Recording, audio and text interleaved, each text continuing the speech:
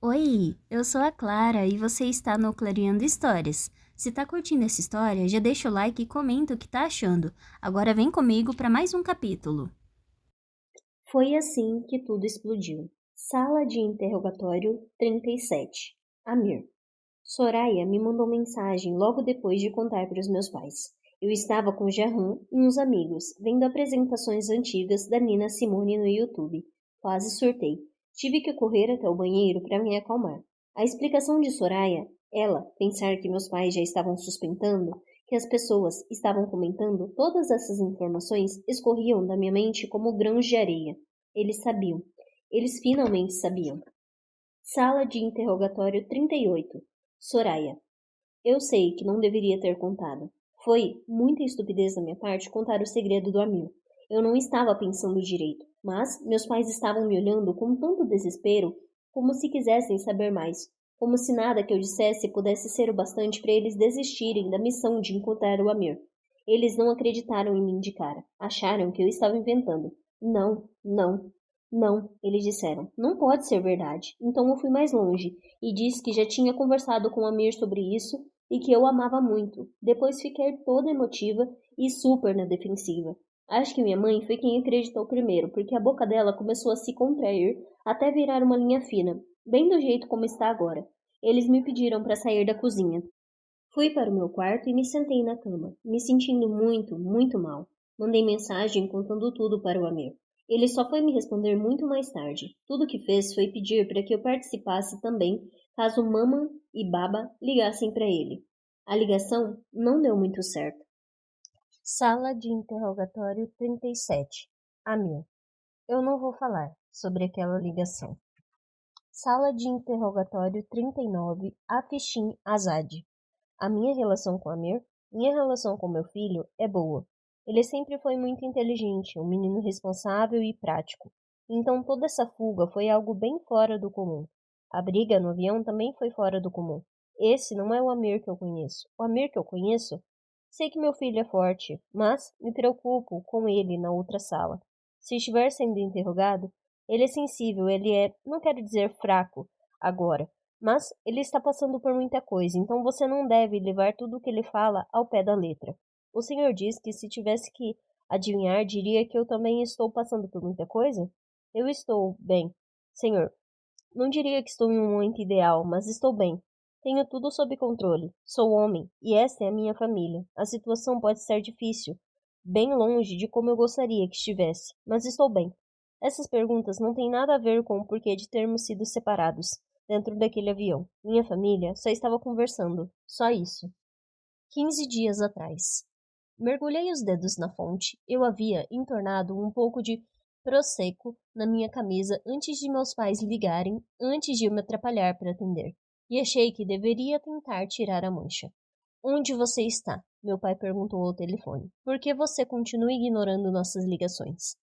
Não importa, respondi, molhando a camisa que comprei ontem. A loja se chama Ovs, basicamente uma loja de departamento barata. Amir, ele disse exausto, vem logo para casa. Depois daquela última ligação? De jeito nenhum, eu disse, me levantando da borda de mármore na fonte. De canto de olho, observei Jahan e os outros em um banco no fim do parque, abrindo uma garrafa de prosecco. Queria voltar para perto deles. Por favor, a gente pode resolver isso juntos, minha mãe disse, as mesmas palavras que ela havia usado na última ligação, aquela que terminou em barraco. Quanto tempo já havia se passado? 4 dias? 5? Resolver? Cuspi a palavra. Podemos buscar ajuda, meu pai disse. Você está confuso, nós entendemos. Eu não estou confuso, gritei. Quase derrubei um garotinho italiano. Eu já disse, não estou confuso. Eu não poderia estar menos confuso. Não existe nenhum único osso no meu corpo que esteja confuso. Sim, você está. Meu filho querido, me escuta. Sua vida vai ser muito mais difícil. Você não... Um segundo, eu disse. Vi Gerran se aproximando com suas unhas pintadas com um esmalte preto e acenando. Ele mexeu os lábios perguntando tudo bem? Eu respondi com um sim. Ele confirmou com a cabeça e me deu as costas. Meu coração de repente estava acelerado. Gerran e os outros pareciam desconfiados agora. Eu tenho que ir, disse para os meus pais. Dei um suspiro longo e arrastado, tentando tirar a expressão de raiva. Eu não deveria ter atendido, não depois da última ligação. Ótimo. Agora eu estava irritado novamente. Era como se eu tivesse derrubado uma caixa que dizia frágil, manuseie com cuidado. Durante todo aquele tempo, eu conseguia imaginar perfeitamente como seria se eu voltasse para casa sem nem precisar de placar mental. Eu já havia lido histórias o bastante na internet para saber o que podemos resolver isso queria dizer. A essa altura, eu não iria embora da Itália por nada. Além do mais, eu tinha uma vida aqui. Eu passava meus dias com Gerran, tinha encontrado um apartamento para mim em Testácio, a 2 quarteirões desse parque, onde ele e seus amigos gostavam de beber prosecco durante o dia. Eu também estava passando mais tempo no Tibério, o restaurante da Isola Tiberana, editando páginas da Wikipédia por dinheiro. Eu estava um pouco nervoso em relação ao dinheiro. Havia terminado o trabalho para aquela empresa de criptomoedas 3 dias atrás e eles não tinham me mandado o dinheiro para minha conta no PayPal. Mas valia a pena. Ficar até tarde da noite no Rigateria, passar as tardes na Piazza Testácio, filmes com Gerran e seus amigos na sala de estar, músicas dos anos 80 e vídeos de RuPaul's Drag Race. Respirei fundos, mais uma vez, e marchei de volta em direção a Gerran e seus amigos no banco. Eu gostava dessa vida, muito. Antes mesmo que eu pudesse me sentar, Rocco me fez uma pergunta. Qual foi o lugar mais esquisito onde você já pegou alguém? Estamos jogando um jogo, Gerran explicou, me entregando um copo plástico com prosecco. Cada um tem que dizer o lugar mais estranho onde já fez sacanagem, ou pelo menos uma sacanagemzinha. Eu ainda estava desgastado da ligação dos meus pais. Tomei um gole de prosecco. Podem me pular? Perguntei. Rocco revirou os olhos. Ele estava deitado no banco, olhando para o céu. Gerran, que estava ajoelhado ao lado dele, com uma garrafa de bebida na mão, abriu a boca para dizer alguma coisa, mas o interrompi. Acho que muitas vezes no carro, eu disse, me sentando ao lado dos pés de Rocco. Com um cara, um específico. Ele estudava na minha escola. Isso é tão americano. E tão ensino médio, Rocco disse. Sempre esqueço que você saiu da escola tipo ontem. Ele era seu namorado? Neil perguntou, gentilmente, com as sobrancelhas arqueadas. Eu ri. Na verdade, não. Eu, obviamente, ainda não tinha me assumido, e ele também não, então na maioria das vezes, a gente só dava uma escapadinha para se pegar. Comecei a sorrir, e continuei. Inclusive, teve uma vez que eu e Jackson, esse era o nome dele, decidimos ir ao cinema juntos. Era um grande passo pra gente. Não fomos ao cinema da nossa cidade, fomos para um em Springfield, uma outra cidade que era um pouquinho longe, só para garantir que ninguém da nossa escola pudesse nos encontrar. Era dia de semana e fomos ver Jumanji, aquele novo que estreou perto do Natal. Como já tinha estreado fazia algum tempo, a gente pensou que a sala de cinema não estaria tão cheia, mas ficamos nervosos mesmo assim. Gerran se aproximou, seus cotovelos apoiados no banco a alguns centímetros da minha cintura. Rocco apertou seus olhos castanhos brilhantes. Neil sorriu. A sala estava praticamente vazia, do jeito que a gente esperava. Ficamos na última fileira e depois de, sei lá, uns 15 minutos talvez, nos sentimos seguros o bastante para darmos as mãos. Meu Deus, parando para pensar, acho que aquele foi o nosso primeiro encontro, sabe? Mas a questão não é essa. A questão é que a gente estava se beijando e se pegando e coisa e tal. Só que eu estava tão paranoico, tinha sido minha ideia. É que eu queria fazer alguma coisa com Jackson que não envolvesse um veículo, mas fiquei surtando o tempo inteiro. Vocês transaram? Rocco perguntou. Rocco, cala a boca, Neil sussurrou. Continua, Mir. Assenti. Foi aí que o Jackson percebeu alguma coisa. Ele olhou com direção ao corredor e atrás da última fileira havia um espaço de mais ou menos 1 metro entre o encosto dos assentos e a parede. Grande o bastante para caber 2 pessoas. Ai, meu Deus, Rocco disse, e Gerran quase o empurrou do banco. Meu coração estava acelerado. Respirei fundo. Jackson olhou para aquele espaço, eu ergui o olhar dele e a gente ficou se encarando no escuro. Estávamos pensando a mesma coisa. Tudo o que eu queria naquele momento era ter o Jackson em uma superfície plana, não em um banco de carro, nem numa poltrona de cinema. Então a gente foi. Depois do parque, passamos no Mercado Testácio, um mercado popular com barracas pequenas, vendedores corpulentos e muitos turistas. Precisávamos comprar alguns ingredientes para o jantar: macarrão, vegetais, carnes e queijos. Gerran parecia conhecer todos os vendedores. Toda vez que parávamos para pegar alguma coisa, ele batia um papo com uma pessoa da barraca. Eles nunca deixavam ele pagar. Ele puxava a carteira e o vendedor balançava as mãos. Os dois ficavam nesse vai e vem até o dinheiro finalmente fosse aceito. Me lembrava a batalha para pagar a conta toda vez que minha família saía para jantar com outra família iraniana. Soraya e eu nunca entendíamos por que não podiam simplesmente rachar a conta. Quer dizer, sabíamos o porquê, mas ainda assim. Atravessamos o rio até o apartamento de Gerhan para fazer o jantar juntos. Gerhan precisou dar um pulo na rua para comprar vinho e Neil estava preparando a salada em outro cômodo, o que me deixou preso com Rocco na cozinha minúscula. Comecei a abrir a embalagem de macarrão que compramos no mercado. Rocco balançou a cabeça. Não, você precisa ferver a água antes. Eu sei, respondi. Procurei o que eu precisava pela cozinha. Eu ainda estava um pouco irritado por causa da ligação com meus pais. Rocco soltou um suspiro barulhento e se abaixou para pegar uma panela em um dos armários. Aqui, enche essa panela com água, Rocco disse. Peguei a panela e fui enchê-la na pia. Está bom assim, ele disse, desligando a torneira. Rocco tomou a panela das minhas mãos e o colocou no fogão. Ele girou o botão. Clique, clique, clique. Fogo. Passei para o outro lado e comecei a abrir uma lata de molho de tomate no balcão. Rocco me observava de canto de olho enquanto eu removia a tampa metálica. Não vai derrubar o molho, Rocco me disse. A faxineira de Giovanni levou horas para limpar tudo quando você derrubou aquelas almôndegas. A água ainda não estava fervendo, mas meu sangue estava. Desde quando dei um fora nele, Rocco começou a me tratar com antipatia. Mas naquela noite ele estava em outro nível. Eu estava sem paciência para aquela merda. Como estão as coisas com você e o Giovanni? Perguntei. Estamos ótimos. Rocco tirou a lata da minha frente e despejou o molho dentro da outra panela sobre o fogão. E como você está? Já estive melhor, respondi. Fiquei sabendo que você arrumou um apartamento em Testácio. Quer dizer que você mora aqui agora. Dei de ombros. Acho que sim. Ainda não tenho certeza se vou ficar com o apartamento. Não assinei nenhum contrato. O proprietário é um amigo do Francesco, acho. Só paguei o aluguel e um depósito de calção e peguei as chaves. Isso é comum? Na Itália, sim. Rocco pegou a garrafa de azeite de oliva e despejou um pouco dentro da panela. Mas algumas gotas escorreram e caíram em sua camisa branca. Casso, ele gritou. Entreguei um pedaço de papel toalha a ele. Tenho certeza de que a faxineira do Giovanni vai conseguir limpar. Eu disse, com um sorriso debochado. Não consegui resistir. Rocco sacudiu a cabeça. Essa camisa não é minha. Giovanni parece ter muitas camisas, não é? Ele não vai ligar. Eu fiquei confuso. Achava que Giovanni e Rocco estavam podres de rico. Qual seria o problema de descarregar uma simples camisa?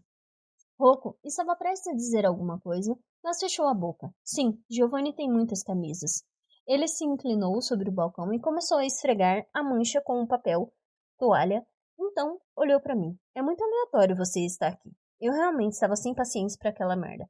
Posso sair se você preferir. Não foi isso que eu quis dizer. Ele respondeu, como se eu tivesse acabado de dizer algo ridículo.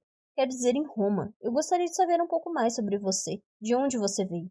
Você é um estranho. Acho que o Gerhan é assim mesmo. Ele gosta de acolher os perdidos. Mas só estou comentando que é muito aleatório. Disse o adulto que faz arte com macarrão.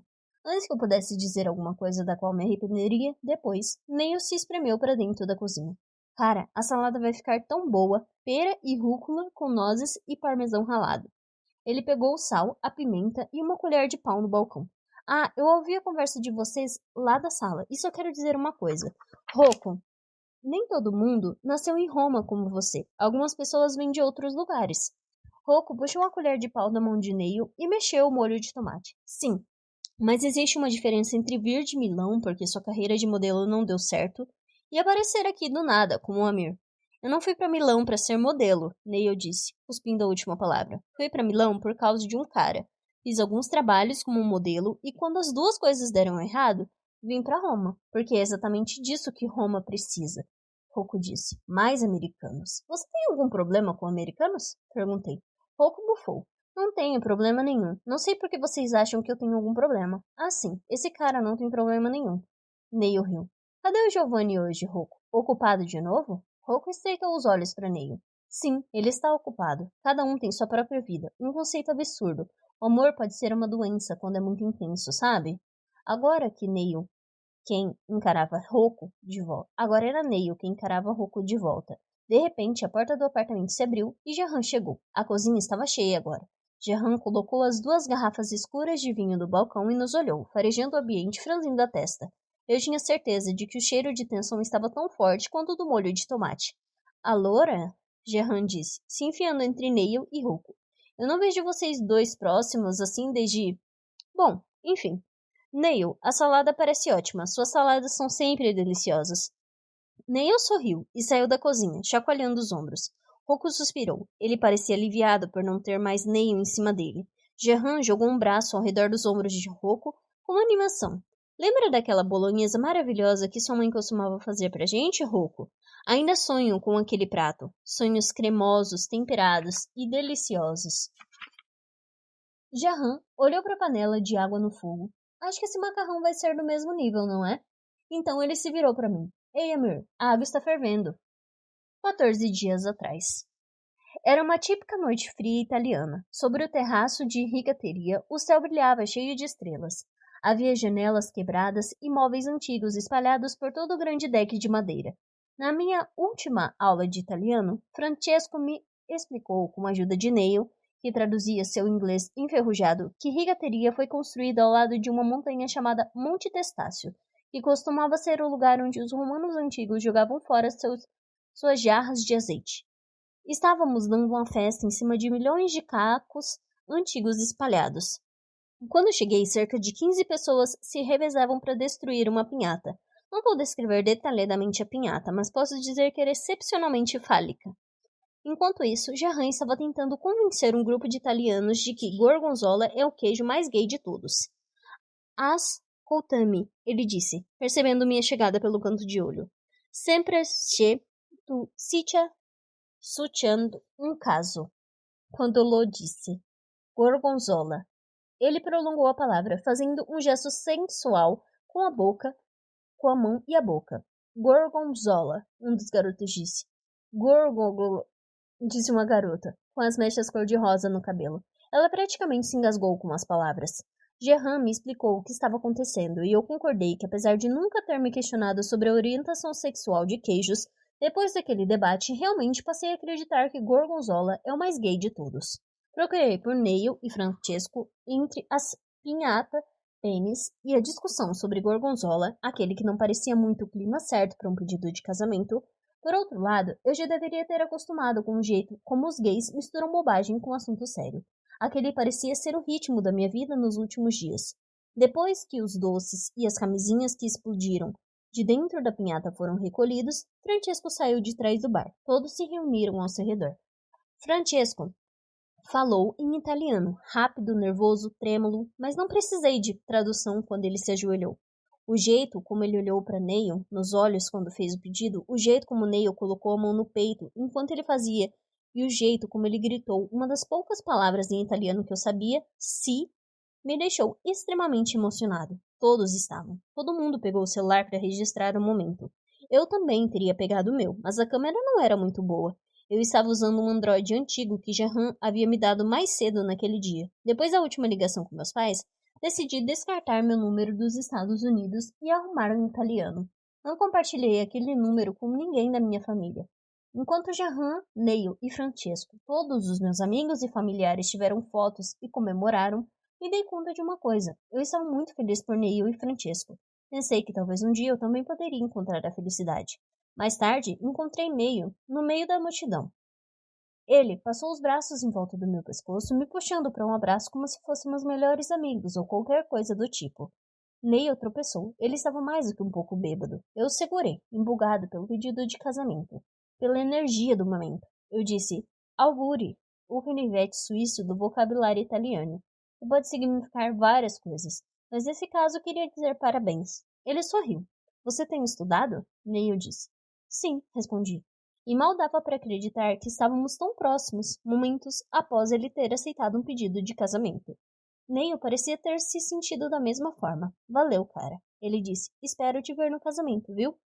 Saí do abraço com uma expressão abobalhada. Fiquei perplexo que Neil, o professor gostoso dos meus sonhos, havia me convidado para o seu casamento. Não me senti nem um pouco de coração partido. Aquilo não arruinou minha fantasia. Não havia fantasia. Percebi que aquela amizade era muito melhor. Minha energia estava cada vez mais alta. Os piscas-piscas pendurados ao redor do terraço projetavam um brilho aconchegante. Mais pessoas começaram a encher o espaço enquanto dançavam. O amor estava no ar. Bastões de neon estavam no ar também. Gerhan foi até o andar de baixo e voltou com uma caixa cheia deles. Ele abriu um pacote e balançava os bastões com força antes de jogá-lo para o alto, iluminando o céu com fogos de artifício. Peguei um dos bastões e desci as escadas para ir ao banheiro. Eu estava sóbrio, mas me sentia mais bêbado do que nunca. A temperatura do porão parecia ser 8 milhões de graus Celsius negativos, mas eu ainda me sentia quente e leve por dentro. Mesmo com uma fila enorme, minha prioridade não era aliviar a bexiga, e sim criar uma pulseira com um bastão de neon, unindo as duas pontas com aquele negocinho de plástico. Mesmo estando relativamente sóbrio, fechar a pulseira em volta do pulso parecia uma missão impossível. Aqui, deixa eu te ajudar. Ninguém consegue fazer isso sozinho, alguém disse. Atrás de mim, um garoto com cabelo castanho e cacheado me ofereceu ajuda. Ele parecia extremamente alto, mas era porque estava um degrau acima do meu na escada. Quando desceu, percebi que era apenas alguns centímetros mais alto do que eu. Seus olhos eram caídos e gentis, do tipo que parecem cansados, mas de um jeito fofo. Ele pegou a ponta do bastão, enquanto eu segurava o fecho de plástico, e quando a pulseira fechou, ele pressionou o polegar contra o meu pulso. Pronto, ele disse. Obrigada, respondi. Eu pretendia me apresentar, fazer alguma coisa, além de ficar parado ali, sorrindo feito um idiota para o chão. Mas o banheiro ficou livre. Então entrei. Quando saí, o garoto não estava mais lá. Então voltei para o terraço. Me juntei a Jahan, Rocco e Giovanni na pista de dança. Percebi que o garoto da fila do banheiro estava em uma mesa pequena ao lado do bar. Quem é aquele? Perguntei para Jahan por cima da música. Era pop italiano e todo mundo estava cantando junto. Aquele é Valério, Jahan disse. Primo do Francisco. Acho que ele é estudante ou algo assim. Parece que ele está vendendo as fichas das bebidas. Ele me cutucou com o cotovelo. Se interessou, Amir? Não respondi, mas decidi que precisava de uma bebida. Enquanto eu caminhava até ele, meu coração acelerou novamente, assim como aconteceu no porão. Ele, Valério, que ainda não havia se apresentado para mim, e até onde eu sabia, talvez não estivesse flertando comigo no porão, e só quis genuinamente me ajudar a colocar a pulseira. Estava de pé, na frente da mesa pequena, com a caixa de dinheiro feita de metal. Ele, Valério, o primeiro garoto em que eu ia dar em cima na minha vida, já que tecnicamente foi Jackson que me abordou, e estava conversando com uma garota italiana extremamente atraente. Ele, Valério, descendente de Júlio César e Michelangelo e Al Pacino e... Certo, já deu para entender. Eu estava nervoso, minha cabeça estava mil. Mas então Valério fez algo inesperado, algo que automaticamente aliviou todo o tempo que estava em polvorosa dentro da minha cabeça. Ele desviou o olhar da garota italiana super bronzeada, olhou para mim e sorriu. Valério pegou uma ficha vermelha e estendeu o braço sobre a mesa, seus olhos apontando para baixo. A garota riu e disse alguma coisa em italiano enquanto olhava para mim. Só então me dei conta de que os dois estavam esperando que eu pegasse a ficha. Balancei a cabeça e a peguei. No bar pedi um Aperol Spritz, que era doce e refrescante. Alguém cutucou meu ombro. Oi, menino do banheiro. Virei para responder, mas Valério já havia dado a volta e estava ao meu lado no balcão do bar. Ele mal tinha sotaque italiano. Obrigada pela bebida, de graça, eu agradeci. Foi um prazer, ele respondeu. E sim, agora ele tinha sotaque. Ou será que estava se forçando muito para parecer que não tinha? Como você sabia que eu não falo italiano? Perguntei. Porque você gritava em inglês toda vez que não conseguia acertar o fecho da pulseira. Valério respondeu. Minha nossa, aqueles olhos eram muito fofos, verdes azulados. Fiquei vermelho. Você não vai perguntar meu nome? Ele disse. Murmurei, tomando um gole longo da bebida. Valério. Amir, eu disse. Atrás dele, Giovanni estava pedindo um drink no bar. Ele piscou na minha direção. Então, você vende as fichas de bebida? Perguntei a Valério. Sim, mas meu turno já acabou. Não estou vendo ninguém lá, eu disse. Isso significa que as bebidas são de graça a partir de agora? Bom, espero que sim. Deus sabe que eu não posso pagar por elas, Valério disse. Com um emprego desses, eu achei que você fosse ricaço. Valério me deu uma cotovelada. Tenho 4 empregos como esse em outros bares e restaurantes em Testácio. E ainda não sou, como você diz, ricaço. Descobri que Valério estudava na Espaenza, em Roma. Ele havia acabado de concluir o primeiro ano do curso de latim, uma área muito lucrativa. Quer dizer que você é um nerd, então. Eu disse. Na verdade, sou bem burro. Aposto que se eu pesquisar sua faculdade agora, provavelmente vou descobrir que é a melhor da Itália. Valério coçou a nuca e eu imediatamente peguei meu celular. Ele tentou tomar o aparelho de mim, mas consegui abrir a página da Espaenza na Wikipédia. Viu só? Gritei, me contorcendo para manter Valério longe do meu celular. Aqui diz, uma das universidades italianas de maior prestígio, comumente ranqueada em primeiro. Certo. Valério riu. Olhei para trás e vi Jahan e os outros observando nossa briguinha pelo celular. Depois que o bar fechou, Valério sugeriu que continuássemos nossa conversa em um sofá no canto do terraço, onde nossas cinturas se tocaram, e depois nossas pernas se entrelaçaram. A pista de dança estava quase vazia. Já era mais ou menos 5 da manhã. Tenho que ir, Valério disse. Mas gostei de você, você é engraçado. Me passa seu número? Passei meu número. Não, nós não beijamos. Nós não nos beijamos. Mas isso talvez tenha sido culpa minha, porque fiquei muito distraído quando vi que meus amigos já estavam todos juntos no andar de baixo.